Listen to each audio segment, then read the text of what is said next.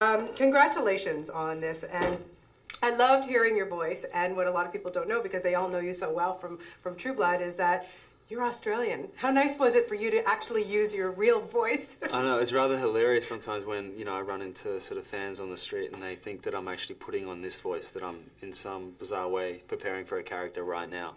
But no, this is my voice. Yeah, very freeing for you, I would think.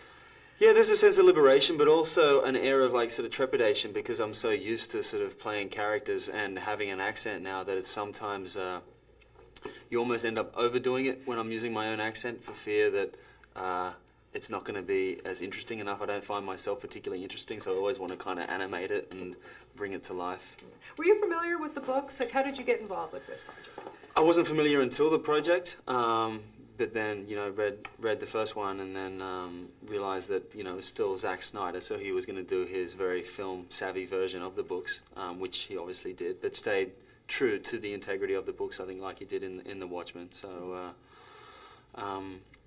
yeah, the research was there for sure. Yeah, and okay, you get to play this owl. You're going to play an owl. Now, how does one get into the mindset of an owl? Well, what I enjoyed most about this was the fact that it was, as much as it's set in the world of owls, there was some very distinct parallels to how we live our lives. Sure, they're owls and they live in trees and they go about their life, and we captured, the very inherent qualities that owls have, but also gave them human qualities so you can relate to them. And that was sort of the most intriguing thing for me, was the animators did an enormous amount of research as to how an owl would fly and how the feathers move, and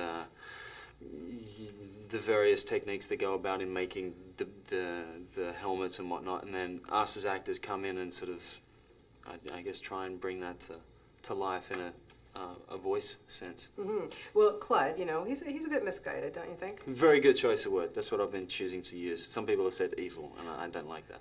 No, he's misguided. Yeah. Yeah, absolutely. Well, now you have brothers, I understand, right? Yeah, it's younger brothers. Okay, so, how do you think they're going to feel about this when they see this and, you're a bit of a badass a little bit. Well, they might be thinking that, wow, this is what he's been suppressing all these years. This is the real Ryan, And in a way, it sort of is. Clud just sort of, he has no filter. Yeah. So when there's opportunity of being a soldier for the pure ones presents itself, he thinks it's, well, finally someone is believing in the way I want to live. And for someone like him, that's a dangerous thing, because he's so ambitious, but to the point of complete and utter righteousness, where it's this way or no other way. Right, and he's been in the shadow of his brother.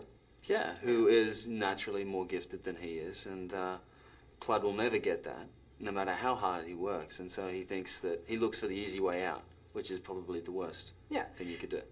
Now, for you as an actor, is this the first animated thing that you've worked on? Yes. Okay, so when you're in that voice booth by yourself, or just, is that a more challenging process for you because you have nobody to work off of?